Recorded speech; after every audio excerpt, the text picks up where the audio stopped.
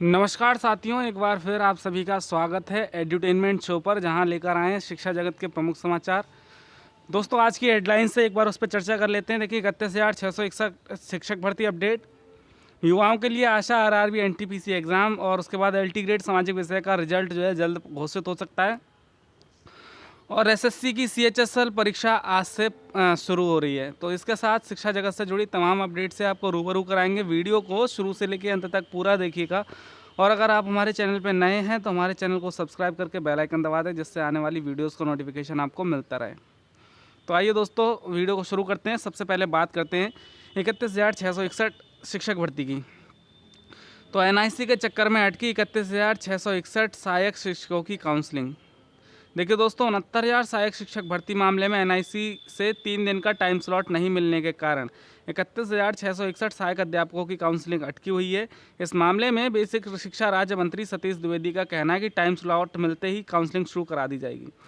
सर्वोच्च न्यायालय के आदेश पर पहले चरण में बेसिक शिक्षा परिषद 69,000 सहायक अध्यापकों में से 31,661 शिक्षकों की नियुक्ति प्रक्रिया शुरू करने जा रहा है। इसके लिए माननीय मुख्यमंत्री योगी आदित्यनाथ ने 19 सितंबर को शिक्षा मित्रों के लिए 37,339 पद छोड़ते हुए शेष की भर्ती प्रक्रिया को 7 दिन में पूरा करने के निर्देश दिए थे। इस संबंध में शासनादेश भी निर्गत हो गया था, लेकिन 21 दिन बाद भी प्रक्रिया अटकी हुई है। इसको लेकर सभी जिलों में वरीयता सूची में उच्च स्थान प्राप्त करने वाले अभ्यर्थियों को काउंसलिंग शुरू होने और नियुक्ति पत्र मिलने का इंतजार है। सूत्रों के अनुसार एनआईसी से प्रत्येक जिले में रिक्त पदों के सापेक्ष पद आवंटित करने और वरीयता के अनुसार काउंसलिंग के लिए सूची जारी करने की कार्रवाई की जानी है।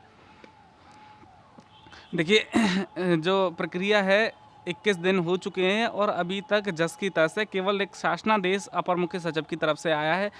निश्चित रूप से देखिए, 2 दिन पहले जो है विभाग के अधिकारियों ने जो है आश्वासन दिया था 2 दिन का। उसके बाद माननीय शिक्षा मंत्री जी ने शुक्रवार को आश्वासन दिया था 2 दिन का। वो 2 दिन भी बीत गए और ये 2 दिन भी बीत गए। उसके बाद जो है आज फिर से सोमवार आ गया। तो ऐसे में निश्चित रूप से अभ्यर्थियों के मन में कहीं ना कहीं बहुत बड़ा संशय है कि विभाग में चल क्या रहा है। देखिए, कुछ ना कुछ चीज़ें अगर स्पष्ट हो जाती तो निश्चित रूप से अभ्यर्थियों का मन जो है थोड़ा सा शांत हो जाता, संतुष्टि मिल जाती। लेकिन सारी चीज़ें एक कोरा आश्वासन प्रतीत होती नज़र आ रही हैं। तो ऐसे में अभ्यर्थियों की चिंता बढ़ना लाजमी है। देखिए, इसमें बहुत सारी चीज़ें हैं। इसमें अगर आप बात करें तो अभी जो है लिस्ट, काउंसलिंग शेड्यूल और तमाम सारी औपचारिकताएं हैं जिनको पूरा करना है। ऐसे में विभाग को जल्द से जल्द जो काउंसलिंग का कार्यक्रम है उसको जारी कर देना चाहिए, जिससे कि अभ्यर्थियों के मन का जो संशय है वो ख़त्म हो जाए कि हाँ भाई, काउंसलिंग इतने से इतने दिन होगी और वो अपनी सारी तैयारियां डीडी और तमाम सारी जो प्रक्रियाएं हैं उसको पूरा कर सकें समय रहते। देखिए, अब देखना ये होगा कि आज देखिए सोमवार के लिए बताया गया है। आज कुछ ना कुछ हो सकता है, ऐसी संभावना जताई जा रही है। आज या कल में हो सकता है चयन सूची या फिर काउंसलिंग शेड्यूल जारी कर दिया जाए, जिससे निश्चित रूप से अभ्यर्थियों को राहत मिलेगी और बाकी की जो प्रक्रिया आगे के लिए निर्देशित की जाएगी वैसे प्रक्रिया आगे बढ़ेगी। देखिए दोस्तों, बात करें एसएससी की सीएचएसएल परीक्षा आज से प्रारंभ हो रही है। देखिए, एसएससी की ठप पड़ी भर्ती परीक्षाओं की शुरुआत 12 अक्टूबर से करने जा रहा है। लॉकडाउन के बीच के कारण जो है बीच में रोक दी गई कंबाइंड हायर सेकेंडरी लेवल की शेष ऑनलाइन परीक्षाएं 12 से 21 अक्टूबर तक आयोजित की जाएंगी। परीक्षा में 8,29,439 अभ्यर्थी शामिल होंगे। परीक्षा उत्तर प्रदेश, बिहार के 124 केंद्रों में आयोजित की जाएगी। निश्चित रूप से देखिए, बहुत सारी परीक्षाएं थीं और एसएससी सीएचएसएल की परीक्षा तो शुरू भी हो गई थी। 2 दिन परीक्षा कराने के बाद इस परीक्षा को रोकना पड़ा। तो जिन अभ्यर्थियों की हो गई है उसकी नहीं होगी।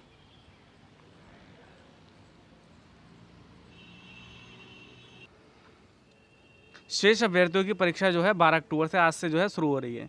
बात करें देखिए 69,000 शिक्षक भर्ती की, तो शिक्षक भर्ती को लेकर बेमियादी धरना आज से। देखिए, 69,000 शिक्षक भर्ती से जुड़े कई सवालों को लेकर अभ्यर्थी 12 अक्टूबर से बेसिक शिक्षा परिषद कार्यालय में क्रमिक अनशन और बेमियादी धरना प्रदर्शन करने जा रहे हैं। आंदोलन का नेतृत्व कर रहे अमर बहादुर गौतम ने कहा कि जब तक अभ्यर्थियों की मांगें पूरी नहीं हो जाती तब तक आंदोलन जारी रहेगा।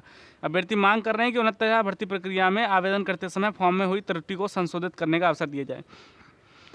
देखिए, तमाम सारे ऐसे केस थे जिनमें माननीय न्यायालय ने जो है संशोधन का आदेश दिया था, लेकिन अभी तक किसी भी प्रकार का संशोधन नहीं किया गया है। विभाग द्वारा बताया गया है कि ये सारी चीज़ें जो हैं शासन स्तर पर और जिला स्तर पर की जाएंगी, जब काउंसलिंग के दौरान उनके प्रत्यावेदन स्वीकार किए जाएंगे। तो ऐसे में अभ्यर्थियों के मन में कहीं ना कहीं संशय है कि अगर उनको काउंसलिंग में मौका नहीं मिला तो निश्चित रूप से उनका भविष्य दांव पर लग सकता है। तो इसके लिए वो आज से क्रमिक अनशन और धरना जो है बेसिक शिक्षा परिषद में करने जा रहे हैं। तो निश्चित रूप से कहीं ना कहीं विभाग जो है इन चीज़ों पर ज़रूर सोच विचार करेगा और कुछ ना कुछ निर्णय ले सकता है। देखिए एक और मसला है 69,000 शिक्षक भर्ती का आरक्षण के मसले पर संयुक्त सचिव से मिले अभ्यर्थी। 69,000 शिक्षक भर्ती के तहत आरक्षण के मुद्दे पर युवा मंच के एक प्रतिनिधि मंडल ने बेसिक शिक्षा परिषद के संयुक्त सचिव विजय शंकर मिश्र से मुलाकात की। युवा मंच के अध्यक्ष अनिल सिंह का कहना है कि प्रतिनिधि मंडल ने ओबीसी आरक्षण के मसले पर चयन सूची दिखाने की मांग की, लेकिन चयनित अभ्यर्थियों को गुमराह करते हुए सूची नहीं दिखाएगी। वहीं राष्ट्रीय पिछड़ा वर्ग आयोग ने इस मसले पर कई सवाल उठाए हैं, जिसका अभी तक कोई जवाब नहीं दिया गया। देखिए जो एनसीपीसी में तमाम सारी सुनवाइयाँ हुई और बहुत सारी चीज़ें उसमें निकल कर आई। ऐसे में उन्होंने एक प्रतिनिधि मंडल भेजा था विभाग के पास, और जिसको जो है जो मांगे थी उनको दिखाना था विभाग को, लेकिन कहीं ना कहीं जो प्रतिनिधि मंडल था संतुष्ट नहीं हुआ और तमाम सारी चीज़ें निकल कर आ रही हैं, जिसमें विभाग के ऊपर बहुत सारे आरोप लगाए जा रहे हैं। तो अब देखना होगा कि क्या सच्चाई है इसमें और क्या चीज़ें निकल कर आती हैं। अब आगे की चीज़ें जो है आगे चलकर स्पष्ट हो जाएंगी। तो निश्चित रूप से देखिए इस भर्ती में इतना ज़्यादा कह सकते हैं आप, इतने ज़्यादा लोग और इतने ज़्यादा केस बन चुके हैं कि हर व्यक्ति का पास फेल, हाई मेरिट, लो मेरिट, आरक्षित, अनारक्षित, इतने सारे मुद्दे बन चुके हैं कि हर मुद्दे के लिए जो है लोग लड़ाई कर रहे हैं और कोर्ट केस करने को तैयार है। तो निश्चित रूप से भर्ती में बहुत सारी विसंगतियां भी कह सकते हैं और कह सकते हैं बहुत सारे इसमें कोर्ट केस हो गए हैं, जिससे इसका जो है भर्ता बन चुका है निश्चित रूप से कहीं ना कहीं, और जिसका खामियाजा जो है सीधे रूप से स्पष्ट रूप से अभ्यर्थियों को भुगतना पड़ रहा है, जो पास हैं, जो मेहनत करके पास हुए हैं। आगे बढ़ते हैं। देखिए पीसीएस प्री परीक्षा में कोविड नई शिक्षा नीति पर सवाल। देखिए उत्तर प्रदेश लोक सेवा आयोग की पीसीएस प्रारंभिक परीक्षा रविवार को जिले में करा दी गई। 2 पालियों में हुई परीक्षा में शिक्षा नीति के साथ कोविड-19 लॉकडाउन पर पूछे गए अभ्यर्थियों ने जवाब दिया। इसके अलावा हाल ही में घटित अन्य घटनाओं पर भी सवाल पूछे गए। निश्चित रूप से देखिए पेपर में अभी शिकायत की गई थी कि जो पेपर में उत्तर प्रदेश से जुड़े ज़्यादा सवाल नहीं पूछे गए और वर्तमान घटनाओं, वर्तमान परिदृश्य से सवाल नहीं पूछे जा रहे थे। तो उसी को संज्ञान में रखते हुए जो पीसीएस 2020 की प्रारंभिक परीक्षा, उसमें यूपी से भी सवाल बहुत संख्या में पूछे गए। उसके बाद जो करंट की घटनाएँ हैं, आपकी कोविड हो गई, नई शिक्षा नीति हो गई, लॉकडाउन हो गया, उन सारे चीज़ों से भी प्रश्न पूछे गए हैं। तो निश्चित रूप से कहीं ना कहीं अभ्यर्थी इस चीज़ को लेकर काफ़ी खुश हैं और परीक्षा भी जो है बता रहे हैं सही हुई है। देखिए विश्वविद्यालयों को राष्ट्रीय शिक्षा नीति से मिलेगा नया आयाम। कुलपति शिखर सम्मेलन का राज्यपाल आनंदीबेन पटेल ने किया उद्घाटन। देखिए BHU UGC human resource development centre की ओर से रविवार को आयोजित कुलपति शिखर सम्मेलन में राष्ट्रीय शिक्षा नीति का पूरे मनोयोग के साथ क्रियान्वयन करने का संकल्प लिया गया। मुख्य अतिथि उत्तर प्रदेश की राज्यपाल आनंदीबेन पटेल ने कहा कि राष्ट्रीय शिक्षा नीति से भारतीय विश्वविद्यालयों को नया आयाम मिलेगा। नए आयाम स्थापित करने का यह नीति एक सुनहरा अवसर है। देखिए निश्चित रूप से ये राष्ट्रीय शिक्षा नीति शिक्षा के क्षेत्र में नए आयाम स्थापित करेगा, बस ज़रूरत है इसके सफल क्रियान्वयन की। इसके एक कह सकते हैं इसको ज़मीनी स्तर पर, धरातल स्तर पर इसको अगर हम कार्य करने लगें तो निश्चित रूप से शिक्षा और देश दोनों एक नए ऐसी ऊंचाइयों पर पहुंचेंगे जो निश्चित रूप से पूरे विश्व के लिए मिसाल बन सकते हैं। विद्यालयों में टास्क फोर्स पर रहेगी गाइडलाइन के पालन की जिम्मेदारी।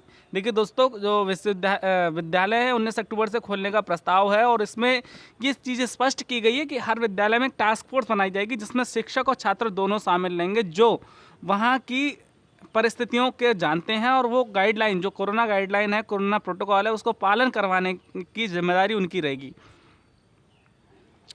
कोरोना काल में बंद चल रहे स्कूलों को 19 अक्टूबर से खोलने की शासन की गाइडलाइन के बाद अब स्कूल के साथ साथ शिक्षा विभाग ने भी अपनी तैयारी शुरू कर दी है। जहां स्कूलों में शासन की गाइडलाइन का पालन कराने के लिए अलग अलग टास्क फोर्स का गठन किया जा रहा है, वहीं समय समय पर स्कूलों का दौरा कर वहां औचक निरीक्षण सहित अन्य व्यवस्थाओं की तैयारी में शिक्षा विभाग भी जुट गया है।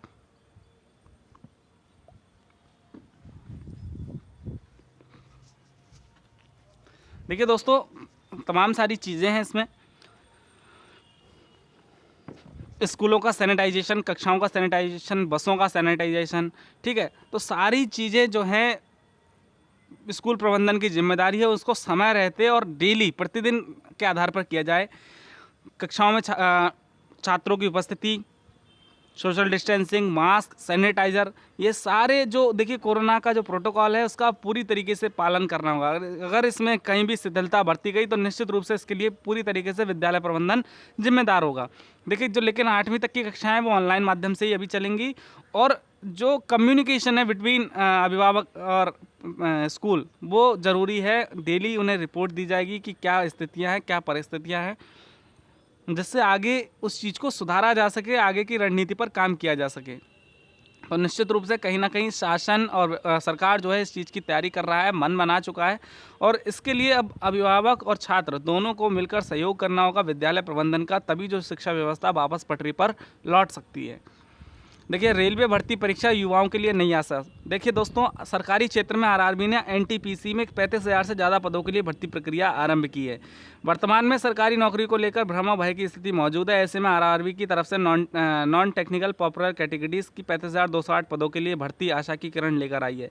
इसके तहत विभिन्न पद जो है इसमें खाली हैं। तो दोस्तों, बहुत सुनहरा मौका कह सकते हैं और 2 साल से जो युवा हैं इस भर्ती का इंतज़ार कर रहे थे, देखिए फॉर्म पड़ चुके हैं, इसमें परीक्षा होनी है जिसके लिए जो तारीख प्रस्तावित है 15 दिसंबर से बताया गया है कि ये परीक्षा शुरू होने वाली है। तो निश्चित रूप से कहीं ना कहीं समय बहुत ज़्यादा नहीं है, तो ऐसे में अभ्यर्थी जो भी है तैयारी में जुट जाएं, क्योंकि आपके सपनों को ये पंख लगा सकती है। ये एक ऐसी नौकरी है और निश्चित रूप से लंबे समय से, देखिए काफ़ी लंबे समय से इसके लिए प्रतीक्षा रखते हैं और उसके लिए ट्विटर पर ट्रेंड कराया अभ्यर्थियों ने, तब जाकर इसकी जो है तिथि घोषित करा पाई है।